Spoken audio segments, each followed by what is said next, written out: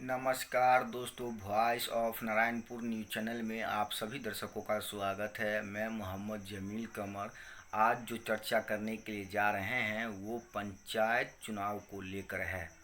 पंचायत चुनाव होने वाले हैं जिनकी तारीख अभी मुकर्रर नहीं किया गया है चुनाव आयोग की तरफ से, लेकिन पंचायत चुनाव को लेकर अभी से जिस तरह तेज़ी और सरगर्मी दिखने लगा है, वैसे में पंचायत के जनता को भी चाहिए कि जिन्हें आपने पहले 5 साल दिया था और उन्होंने विकास नहीं किया और वो व्यक्ति फिर खड़ा हो रहा है और आपसे फिर वोट मांग रहा है, तो आपको ये समझना होगा कि आप वैसे व्यक्ति को वोट न दें।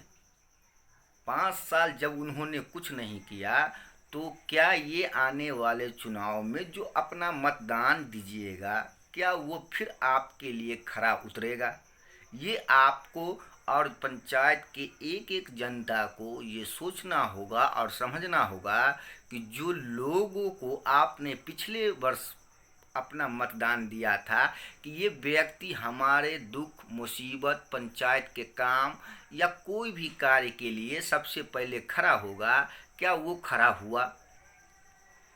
लोग आपको तब तक खोजते हैं जब तक उनको वोट लेना है। वोट एक बार लेने के बाद वो व्यक्ति को आपको खोजना पड़ता है। जिन्होंने वोट देकर उनको बैठाया है, उस व्यक्ति को खोजना पड़ता है, प्रत्याशी को, कि साहब हमारा ये काम आप करिए। साहब के चक्कर लगाने पड़ते हैं। साहब के घर का न जाने आपको कितनी बार चक्कर लगाना पड़ता है, और ये सब खामी वोट देने वाले लोगों का है। क्योंकि आपने सही प्रत्याशी का चुनाव नहीं किया, आपने उन्हें अपना जो विकास करने वाला था, जो समाज के लिए बेहतर करने वाला था, उसको आपने अपना मत नहीं दिया, और कुछ लोगों को ढोंगी पखंडी के चक्कर में आकर आप उसे अपना मत नहीं देकर जो व्यक्ति को 5 साल आपने दिया था, जबकि आप जान रहे हैं कि पिछले 5 साल में इन्होंने कोई कार्य नहीं किया, उसके बाद भी आप उन्हें वोट देने के लिए फिर तैयार हैं, तो ये आपके लिए सोचने वाली बात है। और ये आपका फिर 5 साल, जैसे पिछली बार 5 साल गया था ख़त्म, उसी तरह इस बार भी 5 साल आपका बर्बाद के सिवा कुछ नहीं होने वाला है। न आपका काम होगा, न आपके पंचायत का काम होगा, न आपके वार्ड का काम होगा, क्योंकि ऐसी लापरवाही आपने पिछले 5 साल में किया था और फिर से आपने 5 साल में दोहरा दिया। तो ये गलती आपकी है, और आपको ये सोचना चाहिए कि जो हम कुछ बात कहने के लिए जा रहे हैं। मुखिया कभी नहीं ये चाहता है कि कोई पढ़ा लिखा व्यक्ति उनका वार्ड मेंबर हो।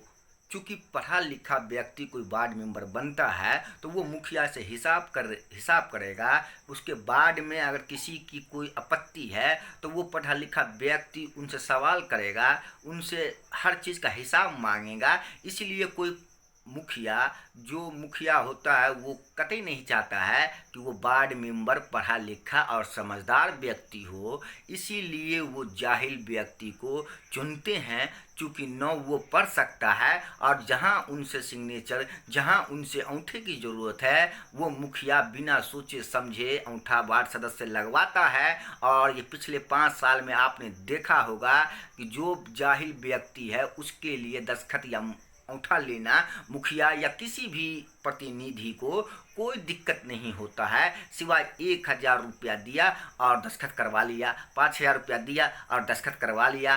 कारण यही है कि जो व्यक्ति पढ़ा नहीं, समझा नहीं, उन्होंने ये जाना ही नहीं कि ये 5 लाख के चेक पर निकासी कर लिया और उन्हें 4000 रुपया दे के उन तमाम वार्ड के लोगों को परेशानी में डाल दिया। क्योंकि आप अगर पढ़े लिखे होते तो आप दस्तखत करने से पहले आप उसे पढ़ते कि ये कितने रुपए की निकासी पर ये हमसे दस्तखत करवा रहा है। इसलिए यही कारण है कि लोग पढ़े लिखे व्यक्ति को नहीं चाहता है, और आपके दिमाग में न जाने फजूल की बात डालकर आपको जाहिल प्रतिनिधि को वोट करवा दिया जाता है, क्योंकि उससे हिसाब मांगने वाला कोई न हो। वार्ड के सब लोगों के लिए बोलने वाला ऐसा व्यक्ति नहीं चाहिए। उन्हें सिर्फ चाहिए तो जो मुखिया की गुलामी कर सके, जो मुखिया के कहने पर अपना काम कर सके, वैसे लोगों को, वैसे वार्ड सदस्य को लोग वोट देते हैं। आपको ये देखना होगा कि कौन व्यक्ति आपके लिए काम कर सकता है, कौन आपके लिए लड़ सकता है, कौन आपके समाज के लिए भला कर सकता है। ऐसे व्यक्ति को वोट दीजिए बिना सोचे समझे। आपका ये वोट ही आपको न्याय दिला सकता है। ये सोचना और अपना फैसला करना ये आपके हाथ में जिम्मेदारी है। क्योंकि एक बार आप चूक गए तो 5 साल के लिए आपको बोलने का भी अधिकार नहीं मिलेगा। और आपने वैसे तमाम लोगों को वोट कतई नहीं दीजिए जिनका 5 साल आपने बैक में देखा है, और फिर वो व्यक्ति वोट के लिए आपके दरवाजे पर आ रहा है तो उसे दरवाजे पर से आपको निकालना ही आपका अधिकार है।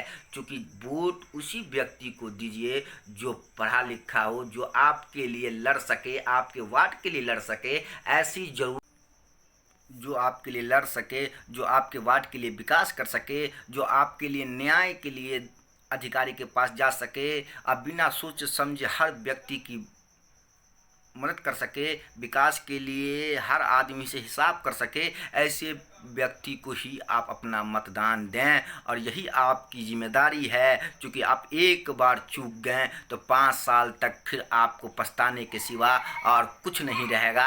आज यही हमारा सबसे बड़ा मुद्दा है। आपको अगर हमारी बात एक बार सोचना चाहिए कि क्या ये जो बात मैंने कहा है क्या ये गलत है। अगर गलत है तो आपका अपना अधिकार है, जिसे आप अपना चाहे आप अपना मतदान दे सकते हैं।